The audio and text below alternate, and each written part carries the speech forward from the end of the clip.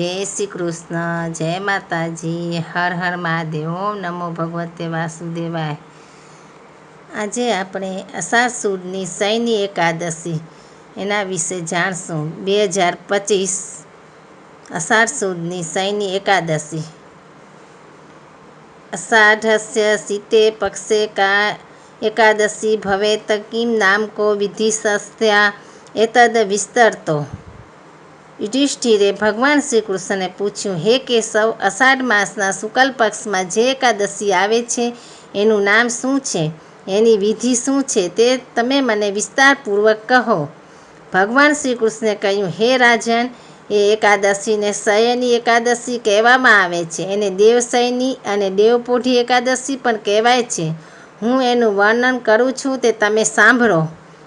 એટલે આપણે હવે અષાઢ સુદની શયની એકાદશી વિશે જાણશું। એ 11 મહા પુણ્યદાયી તથા મહા પવિત્ર હોઈને સ્વર્ગ તથા મોક્ષને આપનારી છે। બધા વ્રતોમાં ઉત્તમ વ્રત છે। તેમજ મનુષ્યના બધા જ પાપોનો નાશ કરવાવાળી આ એકાદશી છે। એટલે આપણને સૌને આ એક અષાઢ સુદની શયની એકાદશી કરવી જોઈએ। વળી જે આ શયની એકાદશીનું વ્રત કરીને જેમણે કમળના પુષ્પોથી કમલનયન ભગવાન શ્રી વિષ્ણુનું પૂજન કર્યું છે એમણે ત્રણેય લોક અને ત્રણેય સનાતન દેવો બ્રહ્મા, વિષ્ણુ અને મહેશનું પૂજન કરી લીધું છે એમ જાણવું। વળી આ શયની એકાદશીને દિવસથી મારું એક સ્વરૂપ રાજા બલીને ત્યાં રહે છે અને બીજું સ્વરૂપ ક્ષીરસાગરમાં શેષનાગની શયા પર યોગ નિંદ્રામાં સૂઈ જ રહે છે।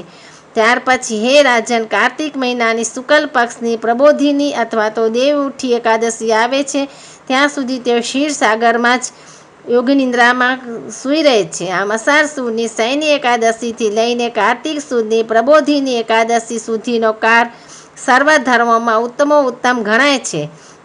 એટલે આ સમય દરમિયાન મનુષ્ય પોતાના ધર્મનું શ્રદ્ધાપૂર્વક આચરણ કરવું જોઈએ। વળી આ સમય દરમિયાન મનુષ્ય કોઈ પણ વ્રત ખરા મનથી કરે છે તે પાવન થઈ જાય છે અને તે પરમ શ્રેષ્ઠ ગતિને પામે છે, એમાં સંશય નથી। એટલે દરેક મનુષ્ય પ્રયત્નપૂર્વક આ શયની નામની એકાદશી વ્રત ભક્તિભાવપૂર્વક કરવું જોઈએ, કારણ કે એના જેવું પવિત્ર અને પાપનાશક બીજું કોઈ વ્રત નથી। એ શયની એકાદશીના દિવસે શંખ, ચક્ર, ગદા અને પદ્મ ધારણ કરનારા દેવોના દેવ ભગવાન શ્રી નારાયણ ક્ષીરસાગરમાં શયન કરે છે। માટે તે દિવસે તેમનું વ્રત કરી એમનું સંપૂર્ણ શ્રદ્ધાથી પૂજન કરવું જોઈએ અને રાત્રે ભક્તિભાવપૂર્વક જાગરણ પણ કરવું જોઈએ। એથી એ વ્રત કરનારને જે પુણ્ય પ્રાપ્ત થાય છે એની ગણતરી કરવા ચતુર્મુખ શ્રી બ્રહ્મા પણ શક્તિમાન નથી। માટે હે રાજન, આ શયની એકાદશીનું ઉત્તમ વ્રત કરનારો ચંડાળ હોય તો પણ એ મને પ્રિય થાય છે, કારણ કે શયની એકાદશીનું વ્રત સર્વ પાપોને દૂર કરનાર તથા ભોગ અને મોક્ષને આપનાર છે, એમાં કોઈ પણ જાતનો સંશય નથી। વળી એ શયની અથવા દેવપોઢી એકાદશીથી લઈને કાર્તિક માસ સુદની પ્રબોધિની અથવા દેવઉઠી એકાદશીના ચતુર્માસ દરમિયાન જે મનુષ્ય ભગવાન શ્રી વિષ્ણુ સમક્ષ ઘીનો દીવો કરી ખાખરાના પાનમાં એક વખત ભોજન કરીને વ્રત કરે છે તે મનુષ્યો મને પ્રિય છે। વળી આ ચતુર્માસ દરમિયાન ભગવાન શ્રી વિષ્ણુ ક્ષીરસાગરમાં સૂઈ રહ્યા હોય છે, એટલે વ્રત કરનાર મનુષ્યોએ પથારી પાથર્યા વિના જમીન પર જ સૂઈ રહેવું જોઈએ। શ્રાવણે વર્જ્ય કાશક દધી ભાદ્રપથે તથા દુગ્ધમાશ્યુજિત ત્યાજમ કાર્તિકે દિદલ ત્યજેત। શ્રાવણ માસમાં શાક ન ખાવું જોઈએ, ભાદરવા માસમાં દહીં ન ખાવું જોઈએ, આસો માસમાં દૂધ ન પીવું જોઈએ અને કારતક માસમાં ચણા, તુવેર, વાલ, વટાણા, મગ જેવા દરેક બેદરવાળા દ્વિદળ કઠોળનો ત્યાગ કરવો જોઈએ। વળી જે મનુષ્ય આ ચતુર્માસ દરમિયાન બ્રહ્મચર્યના નિયમોનું ચુસ્તપણે પાલન કરે છે તે અવશ્ય પરમ ગતિને પામે છે। વળી હે રાજન, આ એકાદશીના વ્રતનું પાલન કરવાથી જ મનુષ્ય સર્વ પાપોમાંથી મુક્ત થઈ જાય છે। માટે ભૂલ્યા વગર આ શયની એકાદશીનું વ્રત અવશ્ય કરવું જ જોઈએ। યુધિષ્ઠિરે ભગવાન શ્રી કૃષ્ણને કહ્યું, હે કૃષ્ણ, તમે કહેલ શયની એકાદશી વ્રત અને એની વિધિ તો સાંભળી, હવે એના સંબંધમાં કોઈ પૌરાણિક કથા હોય તો તમે મને કહો। ભગવાન શ્રી કૃષ્ણે કહ્યું, હે રાજન, નારદના પૂછવાથી બ્રહ્માજીએ કહેલી કથા હું તમને કહી સંભળાવું છું, તે તમે બધા સાંભળો. પૂર્વે સૂર્યવંશમાં માંધાતા નામનો એક પ્રતાપી અને સત્યવાદી રાજા રાજ્ય કરતો હતો. તે પ્રજાપ્રેમી હતો. વળી એ ધર્મ અનુસાર પોતાના પુત્રોની જેમ એ પ્રજાનું પાલન કરતો હતો. પ્રજા બધી રીતે સુખી હતી. એના રાજ્યમાં કદી દુકાળ પડ્યો ન હતો. મોટી મોટી માનસિક પીડાઓ તેમજ અસાધ્ય શારીરિક રોગો પણ કોઈને થતા ન હતા. એની પ્રજા નિર્ભય, નિરોગી તથા ધન ધાન્યથી સમૃદ્ધ હતી. તેમજ એ રાજાના ખજાનામાં પણ આવેલું ધન સંપૂર્ણ ન્યાય વડે જ મેળવાયેલું હતું.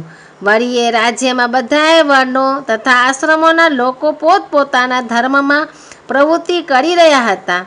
વળી હે માંધાતા રાજાના રાજ્યની ભૂમિ પર કામધેનુની જેમ ફળ આપવાવાળી હતી. એટલે કે એ ભૂમિ પુષ્કળ ધાન્ય ઉત્પન્ન કરતી હતી. આમ સુખપૂર્વક અને આનંદમાં ઘણા વર્ષો વીતી ગયા. એક સમયે રાજાના પૂર્વજન્મના કોઈક પાપ કર્મને લીધે એના રાજ્યમાં 3 વર્ષ સુધી વરસાદ થયો નહીં. પરિણામે દુકાળ પડ્યો. અન્નના ભંડારો પણ ખાલી થઈ ગયા. તેથી પ્રજા હવે ભૂખથી પીડાઈને દુઃખી થઈ રહી હતી. યજ્ઞો અને વેદોના અધ્યયનો પણ બંધ થઈ ગયા હતા. આથી પ્રજા રાજા પાસે ગઈ અને વિનંતી કરી, હે નૃપશ્રેષ્ઠ, તમારે અમારી વાત સાંભળવી જોઈએ. પુરાણોમાં પંડિતોએ કહ્યું છે કે વરુણદેવ કૃપા કરીને મેઘ સ્વરૂપે વૃષ્ટિ કરે છે અને વરસાદથી જ અનાજ ઉત્પન્ન થાય છે અને અનાજના જથ્થાથી જ પ્રજાનું જીવન ટકી રહે છે. પરંતુ છેલ્લા 3 વર્ષથી વરસાદ થયો નથી. વરસાદ ન થવાથી અન્ન પાકતું નથી. અન્નના અભાવથી પ્રજા ભૂખથી મરણ પામે છે. માટે હે રાજા, વરસાદ થાય અને પ્રજા જીવે એવો કોઈ ઉપાય કરો. આ સાંભળી રાજાએ કહ્યું, હે મારા વાલા પ્રજાજનો, તમારું કહેવું સાચું છે. કારણ કે અન્નને બ્રહ્મ કહેવામાં આવ્યું છે. અન્નને કારણે જ બધું ટકી રહ્યું છે. અનાદ ભવંતી ભૂતાની જગન્નેત વર્તતે ઇત્યેવ શ્રૂયતે લોક પુરાણે ભવિષ્યર્તે. અન્નથી જ પ્રાણી પદાર્થ ઉત્પન્ન થાય છે અને અન્નના લીધે જ જગત જીવન ધારણ કરે છે. લોકોને મોઢે આવું સાંભળવામાં આવે છે. તેમજ પુરાણોમાં પણ બહુ વિસ્તારપૂર્વક એવું વર્ણન કરવામાં આવ્યું છે. વળી એવું પણ કહેવાય છે કે રાજાના દુરાચારથી, અધર્મથી અને એના અત્યાચારથી પણ વરસાદ થતો નથી. એથી મારો પણ કોઈ દોષ હોવો જોઈએ. એ સિવાય મારી પ્રજા આવું દુઃખ પામે નહીં. આ બાબતમાં હું ઘણા જ વિચારો કરું છું, પરંતુ મેં શું દોષ કર્યો છે તે મને સમજાતું જ નથી. છતાં હું તમારા બધાના કલ્યાણ માટે કોઈને કોઈ ઉપાય જરૂર શોધી કાઢીશ. આમ કહીને પાકો નિશ્ચય કરીને રાજા માંધાતા થોડુંક સૈન્ય તેમજ થોડીક વ્યક્તિઓને લઈને વિધાતા અને ભગવાનને ભાવપૂર્વક નમસ્કાર કરીને એ જંગલમાં ગયો. ત્યાં જઈને મુખ્ય મુનિઓ અને મોટા મોટા તપસ્વીઓના આશ્રમમાં ફરવા લાગ્યો. આમ જંગલમાં ફરતા ફરતા એક દિવસે એને મહર્ષિ અંગિરસને જોયા. એમને જોતાં જ રાજાનું હૃદય આનંદથી ભરાઈ ગયું. રથમાંથી નીચે ઉતરી એમને દંડવત પ્રણામ કર્યા. આથી મહર્ષિ અંગિરસને ઘણો જ આનંદ થયો. ઋષિએ એમને વનમાં આવવાનું કારણ પૂછ્યું. ત્યારે માંધાતાએ વિનયપૂર્વક કહ્યું, હે મહારાજ, હે મહર્ષિ, હું ધર્મવિધિ પ્રમાણે રાજ્ય કરું છું. મેં ઘણા યજ્ઞો કર્યા છે, ઘણા દાન પુણ્ય કર્યા છે, છતાં મારા રાજ્યમાં વરસાદ કેમ થતો નથી? એનું કારણ મને સમજાતું નથી. મારી આ શંકાનું આપ નિવારણ કરો. તેમજ મને કોઈ એવો ઉપાય બતાવો કે જેથી કરીને વરસાદ થાય અને મારી પ્રજા સુખી થાય.